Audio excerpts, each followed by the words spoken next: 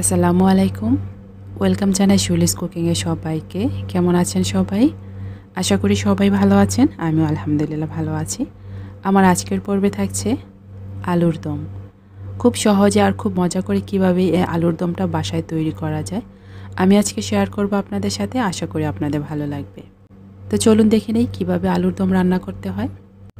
আলুর দম রান্না করার জন্য আমি এখানে হাফ কেজি ছোট আলু ধুয়ে পরিষ্কার করে হালকা লবণ দিয়ে সিদ্ধ করে নিয়েছি, আর এরকম করে খোসাটা ছাড়িয়ে নিয়েছি। এখন দেখে নেব আলুর দম রান্না করার জন্য কি কি মশলা লাগে। আমি এখানে নিয়েছি একটি তেজপাতা, হাফ চা চামচ গোটা জিরা, এক ফালি দারচিনি, দুটো এলাচি আর দুটো লং।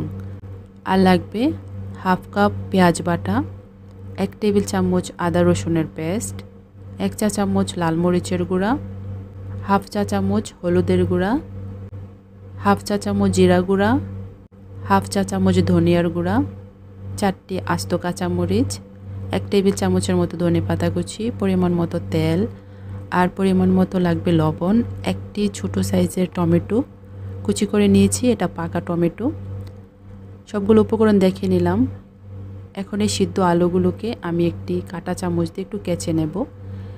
এতে করে এই আলুর মধ্যে খুব ভালোভাবে মশলাটা ঢুকতে পারবে আর খেতেও মজা লাগবে।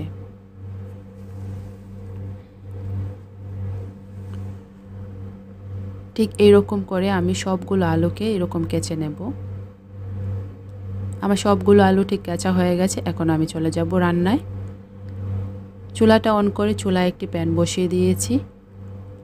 প্যানটা যখন একটু গরম হয়ে আসবে তখন আমি এখানে দিয়ে দেব পরিমাণ মতো তেল। তেলটা গরম হয়ে গেছে। এখন আমি এখানে দিয়ে দেব আগে থেকে সিদ্ধ করে রাখা আলুগুলোকে আমি একটু ভেজে নেব। দেব সামান্য পরিমাণে লবণ আর দেব সামান্য পরিমাণে হলুদ। শুধু হলুদ আর লবণ দিয়ে আমি আলুগুলোকে ভেজে রাখবো। আলুগুলো ভেজে রান্না করলে আলুর দমটা খেতে খুব মজা হয়। নাড়াচাড়া করে দেব।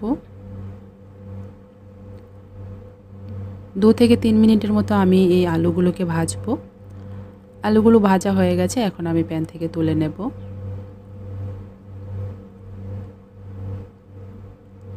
সেই একই প্যানে আমি আরও কিছুটা তেল দিয়ে দেব আর দিয়ে দেব গোটা গরম মশলাগুলো।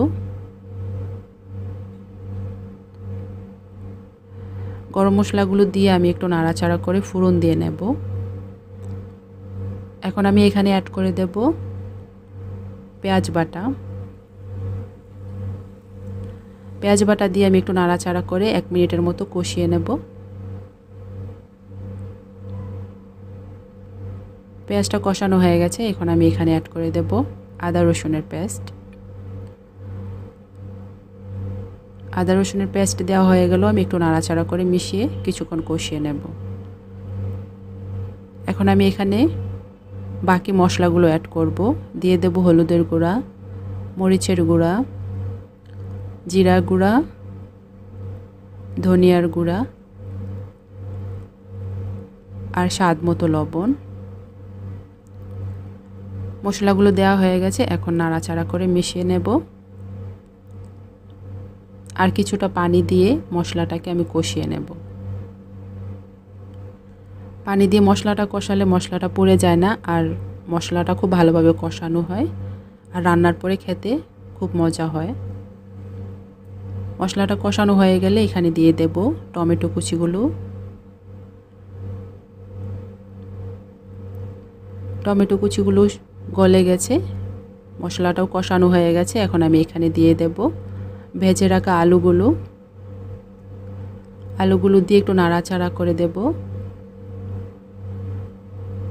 3 থেকে 4 মিনিটের মতো আমি আলুগুলোকে কষিয়ে নেব। ঢাকনা দিয়ে দেব ঠিক 4 মিনিটের মতো। ফিরে আসলাম 4 মিনিট পর। আলুগুলো কষানো হয়ে গেছে। একটু নাড়াচাড়া করে দেখব পানিটা একদম শুকিয়ে গেছে। এখন আমি এখানে দিয়ে দেব পরিমাণ মতো পানি। আমি এখানে গরম পানিটা দিয়েছি। পানি দিয়ে নাড়াচাড়া করে দেব আর ঢাকনা দিয়ে অপেক্ষা করব 5 থেকে 6 মিনিটের মতো। ফিরে আসলাম 6 মিনিট পর। একটু নাড়াচাড়া করে দেখে নেব আলুর দমের পানিটা অনেকটাই কমে এসেছে। এখন আমি এখানে দিয়ে দেব গোটা কাঁচামরিচ আর ভাজা জিরা গুঁড়া, এখানে হাফ চা চামচের মতো আছে, দিয়ে একটু নাড়াচাড়া করে মিশিয়ে দেব। এই কাঁচামরিচ আর জিরায় খুব সুন্দর একটা ফ্লেভার আসবে এই আলুর দমের মধ্যে। সবশেষে দিয়ে দেব ধনেপাতা কুচি, দিয়ে একটু নাড়াচাড়া করে দেব। আমার আলুর দমটা প্রায় রান্না করা হয়ে গেছে। এখন চুলার জালটা বন্ধ করে দেব আর আলুর দমটাকেও পরিবেশন করে নেব। আলুর দমটা পরিবেশন করে নিচ্ছি। উপর থেকে একটু ধনেপাতা দিয়ে দেব। এই আলুর দমটা লুচি, পরোটা অথবা গরম গরম ভাতের সাথে খেতে খুব মজা হয়। আপনারা চাইলে আমার রেসিপি ফলো করে খুব সহজে এই আলুর দম বাসায় তৈরি করে নিতে পারেন। আমার রেসিপি ভালো লাগলে একটু লাইক দিবেন আর চ্যানেলটিকে সাবস্ক্রাইব করে চ্যানেলটির পাশেই থাকবেন। আর আগে থেকে যারা আমার চ্যানেলের পাশে আছেন তাদেরকে জানাই অসংখ্য অসংখ্য ধন্যবাদ। আশা করি সব সময় আমার চ্যানেলের পাশে থাকবেন। সবাই অনেক ভালো থাকবেন। দেখা হবে নতুন কোনো পর্বে। আল্লাহ হাফেজ। To doubt, try to keep me down, but I'll put the flame out. You can't get to me. Throw your sticks and your stones.